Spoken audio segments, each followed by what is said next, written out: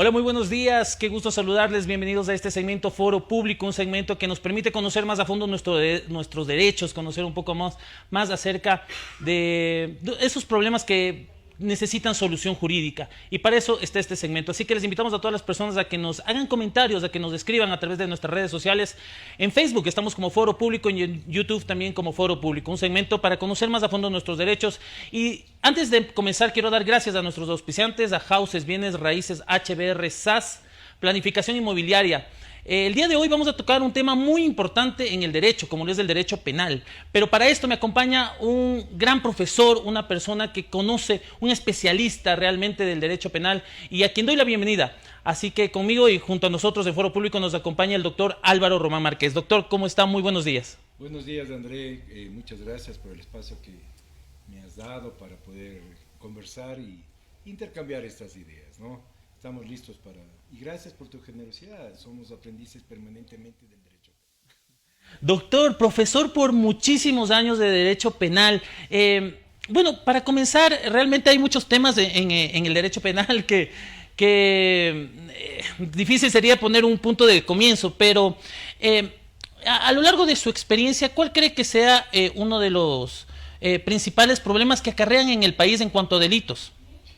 A ver, yo pienso que la sociedad siempre tiene conflictos, ¿no? Y estos conflictos el derecho regula y los trata de solucionar a través de la aplicación de la ley y de aplicación a través de los jueces que son los que son llamados, o del fiscal y jueces que son los llamados a encontrar esta solución. Ahora, ¿cuáles son los grandes problemas o los delitos que mayor es dependiendo el interés que le ponga el Estado frente a la tipificación o a la necesidad que tiene la sociedad para describir una conducta prohibida dentro del Código Orgánico Integral Penal? Entonces, por ejemplo, a veces tenemos delitos, los que mayor incidencia tienen en la sociedad son el robo, el hurto, la violación, el narcotráfico. Son los delitos de mayor incidencia que vemos y son los que más generan preocupación. Pero también tenemos los delitos económicos, que también son delitos de corrupción, ¿no? Que han sido los que nos generan mucha preocupación, porque claro, uno de los grandes inconvenientes es que los de corrupción no solamente tenemos que ver desde la corrupción en cuanto a la gente que se lleva el dinero de público, sino también vemos funcionarios que piden dinero, por ejemplo, funcionarios que hacen tráfico de influencias. Es decir, esta parte hace que también nos preocupe, pero también tenemos el sector privado. El sector privado también hay la parte de los delitos económicos, que es la evasión tributaria, ¿no? Uno de los grandes problemas es la evasión tributaria. Entonces, hemos visto que tenemos un nuevo Código Orgánico Integral Penal que abarca varias conductas que antes no eran vistas como delitos, ¿no? Por ejemplo, la falta de afiliación al Seguro Social también es otro delito, y eso hace que los ciudadanos tengamos una especie de que el derecho penal viene a solucionar problemas. Yo creo que el derecho penal puede ayudar, pero no es una solución, no es la solución a los problemas. Yo creo que, como mismo dice, el derecho penal tiene que ser un derecho penal mínimo. Es un derecho penal que por necesidad debe aplicarse en momentos específicos, violación de derechos, y debe ser en su momento, también debe ser subsidiario, es decir, debemos ingresar a otras ramas del derecho, es decir, derecho civil, derecho laboral, y para eso llegar ¿a qué? Al derecho penal. Es decir, el derecho penal no es la primera solución al problema. A veces la gente cree que el derecho penal es la primera y acude siempre al derecho penal. Yo creo que hay veces la mediación, la conciliación, son momentos a veces que uno puede solucionar el problema. El derecho civil, el derecho laboral, el derecho tributario. Creo que ahí podríamos solucionar. Y ya cuando realmente la cosa es muy grave, deberíamos pasar al derecho penal. Esa sería más o menos la primera idea que tenemos. Muchas gracias, doctor. Y qué interesante, ¿no? Porque se ve se ve al derecho penal cómo está concatenado realmente con estas esferas del poder, con la política, con las autoridades de turno. Y en base a eso, y por honor al tiempo, yéndonos al marco y al espectro de la realidad nacional, por ejemplo, hoy nos topamos con un informe que presenté a la Asamblea Nacional. Jurídicamente, ¿qué concepto le da? ¿Qué usted puede, cómo lo podría calificar? Porque el ministro Cucalón ya calificó como un mamotreto el informe que presentó. ¿Tiene ese concepto para usted también? A ver, yo creo que todas las instituciones tienen su ámbito de aplicación y de desarrollo de acuerdo a la Constitución. Pienso que a veces las declaraciones se hacen desde la visión política y a veces el ministro de Gobierno, el doctor Cucalón, tiene esa visión, una declaración política. Yo creo que dar una opinión desde el punto de vista jurídica es compleja porque no tengo el acceso al informe, pero considero que de lo que se ha dado o la información que medianamente se ha entregado a través de los medios de comunicación, podríamos sacar de que existe alguna situación que la Fiscalía debería investigar, por lo menos desde el punto de vista estrictamente jurídico. La Fiscalía es la encargada de investigar eso, si efectivamente existen o no existen nexos de corrupción, ¿no?, entre los personeros del gobierno, el señor Luque y los demás, y el señor Carrera, y a ver si es que efectivamente alguna relación puede entenderse que tenga, si es que tiene o no tiene el señor presidente de la República. Yo creo que cuando uno habla de derecho penal tiene que ser muy, ¿cómo se dice? Muy delicado, responsable, porque se está jugando con la honra, se está jugando con la libertad, se está jugando con una estigmatización permanente que te queda en el imaginario público, ¿no? Entonces yo creo que ahí la Fiscalía debe investigar. Ahora, si nos vamos al ámbito político, siempre los juicios políticos son juicios políticos, no son casi jurídicos, pero claro, tratamos de que lo político adecue un poco su conducta, sus comportamientos a la norma constitucional. Entonces exige que para poder seguir el juicio político al señor presidente de la República tiene que ser a través de lo que está establecido en la propia Constitución. Entonces debe ser delitos contra la administración pública. Entonces si la Comisión Especial de Investigación de la Asamblea Nacional dentro de sus ámbitos ha llegado a ciertas conclusiones, serán todos los asambleístas en el momento que exista aquella investigación, entrega del informe, pase por los filtros de constitucionalidad y vayan al verdadero juicio político. Entonces cada uno ahí en cada espacio va a tener que presentar su acusación y el señor presidente tendrá que presentar sus descargos. ¿Cuál cree que sería la respuesta de la Corte Constitucional a esto? Bueno, yo creo que ahí tenemos que entender que cada juez, no podemos meternos en la cabeza de los jueces. Siempre los jueces son los que deben resolver y decir qué puede hacer. Parecería que aparentemente tiene dos alternativas, o viabilizar o no viabilizar el juicio político.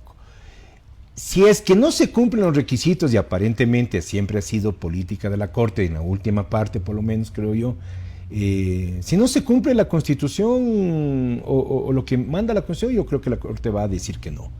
Pero si ese informe cumple con la Constitución, creo que diría que la Corte está llamada a cumplir su rol de histórico, ¿no? Entonces eso ya será que la propia Corte determine, digamos, cuál sería el camino a seguir, nada más. Doctor, como un hombre que viene y que conoce con vasta experiencia sobre la justicia ecuatoriana y que viene de un proceso realmente de una lucha en la cual viene, digamos, del órgano máximo de control a través de la presidencia del Consejo de la Judicatura, ¿qué opinión le merece la justicia que está viviendo el Ecuador y los tiempos actuales para esto? A ver, yo pienso que la justicia siempre ha sido un ámbito, una función del Estado que ha sido la menos, ¿cómo se dice?, valorada. Yo creo que hay ciertas instituciones que nunca han sido valoradas de acuerdo a la importancia que tienen dentro de su ámbito de competencia, por ejemplo. Siempre vemos que cuando vos tienes hincapié en la parte del mercado económica, le das más importancia a ciertos ministerios, y cuando tú ya tienes que entrar a la parte social, a veces la parte de los derechos sociales como la cultura, la salud, el trabajo, la educación han dejado de lado.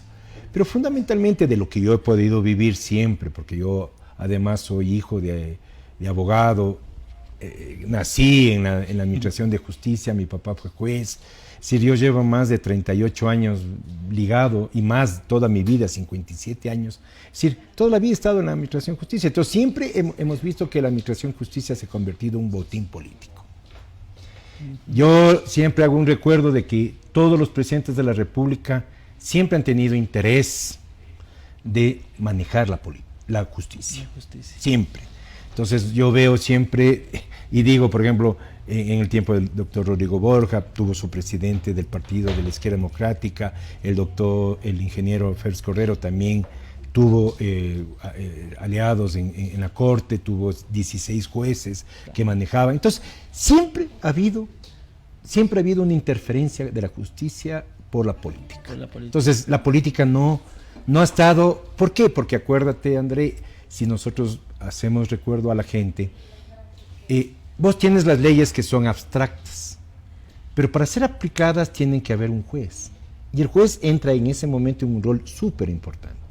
Entonces, ¿qué tratan los políticos de tener? Un poco de control sobre los jueces que van a decidir una posible sentencia que les puede ser contraria. Entonces, eso hace que la justicia siempre tenga esa importancia.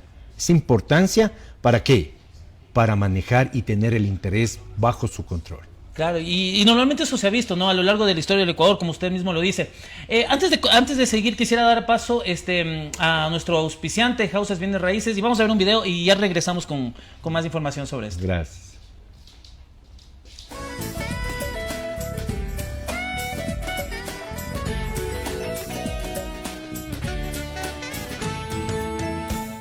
Houses Bienes Raíces presenta el conjunto Loma Linda en el sector del Colegio La Salle en Conocoto. Casas con acabados modernos que harán acogedor el lugar que usted elija. 2 habitaciones con baño compartido y habitación máster con baño privado. Amplias áreas verdes, juegos infantiles y zona de mascotas para compartir en familia. Contáctenos, somos Houses Bienes Raíces. Houses Bienes Raíces presenta el conjunto Jardines de Carretas al norte de Quito.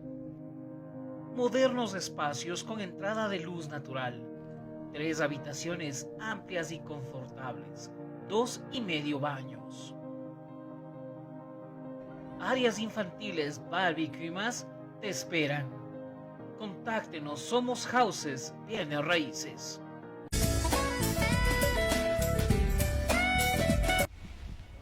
Bien, regresamos y estamos junto al doctor Álvaro Román, pero también nos acompaña nuestro gran colega, el doctor Daniel Guevara, quien le doy la bienvenida. Doctor, muy buenos días. Muy buenos días y bienvenidos nuevamente a todos. Pues sí, es un privilegio estar nuevamente con ustedes en este su segmento legal, Foro Público, el segmento en donde explicamos el derecho para todas las personas, para que sea entendido por todos.